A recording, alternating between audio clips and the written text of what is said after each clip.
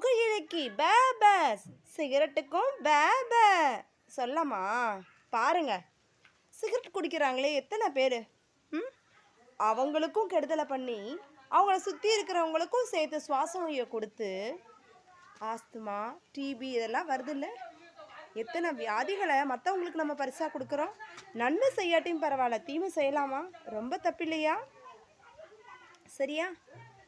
இன்னைக்கு பாருங்க, புகையிலை யூஸ் பண்ணுறாங்கல்ல, புகையிலை சாப்பிட்றதுனால கேன்சர் வருது. இன்னொன்று பார்த்தீங்கன்னா, ரெஃப்ரிஜிரேட்டரில் ஃபுட்டு வைக்கிறோம்ல, அதை வெளியில் கொஞ்சம் நேரம் எடுத்து வெளியில் வச்சு நம்ம சமைக்கும்போது ஒன்றும் ப்ராப்ளம் இல்லை. இல்லை அப்படியே சமைக்கும்போது சளி ஜாஸ்தியாகும். டியூபர்குலோசிஸ்ன்னு சொல்கிறாங்க. சரியா? அடுத்து பார்த்தீங்கன்னா, குக்கர் ஃபுட்டு. குக்கரில் நம்ம ரொம்ப நேரம் என்ன பண்ணுறோம், சாப்பாடு ரைஸாக இருக்கட்டும், குழம்பாக இருக்கட்டும், பதார்த்தம் எல்லாமே வைக்கிறோம் குக்கரில் தானே. அந்த குக்கரில் வைக்கும்போது ஃபுட்டு என்ன ஆகுது, அதை நம்ம சாப்பிடும்போது நமக்கு உடல் உபாதைகள் வருதா? மோஸ்ட் ப்ராபப்ளி நிறைய பேர் குக்கர் ஃபுட் சாப்பிட்றவங்களுக்கு கூட இந்த கேன்சர் வருது. இந்த கேன்சர் ஜெனட்டிக் டிரான்ஸ்ஃபர்மேஷன் தானே, ஆனால் குக்கிங்கில் கூட இருக்குமா அப்படின்னு உங்களுக்கு ஒரு கேள்வி இருந்தால் அதுக்கு ரியல் எக்ஸாம்பிள்ஸ் நிறையா இன்றைக்கி கேன்சர் ஹாஸ்பிட்டல்ஸ் பாருங்கள். டாக்டர் அட்வைசபிள் சொல்கிறது என்ன தெரியுமா? சிறுதானிய உணவுகள் கொடுவாங்க. இப்போது நார்மலாக இருக்கக்கூடிய இந்த பாடியில் வருது இல்லை, ஓகேவா, அதுலேருந்து வரக்கூடிய ரைஸ் கூட என்ன பண்ணுது, 6 மாதம் ஆகுதுங்க. ஆனால் ஈஸியாக இன்றைக்கி என்ன பண்ணுறாங்க, நல்ல கெமிக்கல்ஸ் ஆட் பண்ணி அந்த அரிசியோடைய மகசூல் அதிகப்படுத்தும் போது என்ன ஆகும், நம்ம சாப்பிட்றது எல்லாமே விஷம்தான். அப்போ அந்த விஷத்தை தான் நம்ம உட்கொள்கிறோம். அதுலேயே நம்ம சுத்தமான தண்ணீர் வச்சு சமைக்கலை அப்படின்னா டிசென்ட்ரி வருது, டயோரியா வருது, இது மாதிரி நிறைய வியாதிகள் வருது இல்லை? சரியா?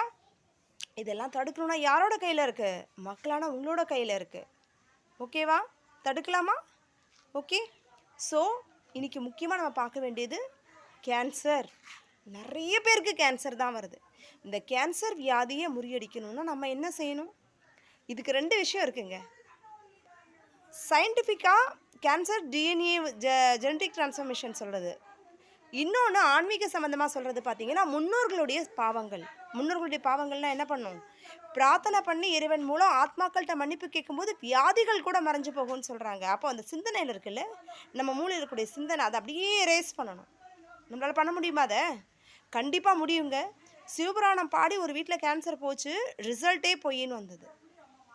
ஃபாஸ்டிங் ப்ரேயரில் கேன்சர் இல்லாமையே போச்சு. இந்த இதெல்லாம் மிராக்கிள் அப்படி நடக்குது. கடவுள் செய்கிறாரா, ஆத்மா செய்தா? ஆத்மாக்களுக்கு அவ்வளோ சக்தி இருக்குது. சரியா? இன்றைக்கி நான் ஒரு வீட்டுக்கு போனேன். அவங்க ஒரு இறந்து போயிட்டாங்க. இன்றைக்கி காலையில் 7:30 மணிக்கு அவங்களுக்கு வெண்டிலேட்டர் ஃபிக்ஸ் பண்ணணுன்னு சொல்கிறாங்க. அப்படி இருக்கக்கூடிய சூழ்நிலை அந்த லேடி என்ன பண்ணுறாங்க, ரொம்ப பயந்துருக்காங்க.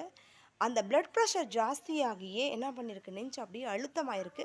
நெஞ்சு அதாவது இருதய சம்மந்தமான பிரச்சனை நினச்சிட்டு அதில் ஷாக்லேயே அவங்க இறந்துருக்குறாங்க. எவ்வளோ பெரிய பாதிப்பு இது! அந்த ஆத்மாவை பார்க்கும்போது அந்த ஆத்மா சொல்லுது, நான் பயத்தினால இருந்தேன். நான் சொன்னேன், நீங்கள் பயப்படக்கூடாது, நல்ல நார்மலாக பேசணும். நான் நல்லா இருக்கட்டும், நல்லா பேசுவேம்மா, ஓகேவா? அப்போது ஒரு எம்எல்ஏ போயிருக்கார் அந்த ஊருக்கு. அந்த அம்மா அழகாக வாயிலேயே நல்ல குழவை போட்டு எல்லாரையும் கூப்பிட்டு வரவேற்றிருக்காங்க. ஆனால் இன்றைக்கி எலெக்ஷனுக்கு முன்னாடி அவங்க இருக்கிறாங்க. எவ்வளோ பெரிய கொடுமை இல்லை?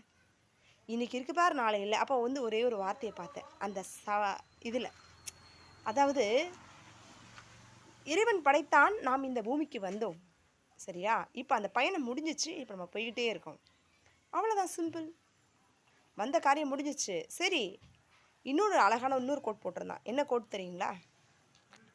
நித்திரையான். யாத்திரை வந்தோம், யாத்திரை முடிஞ்சிச்சு. இந்த உலகத்துக்கு யாத்திரை வந்தாச்சு. யாத்திரை நித்திரை. இப்போது நித்திரையில் திரும்ப இறைவன்ட்டே போகிறோம்.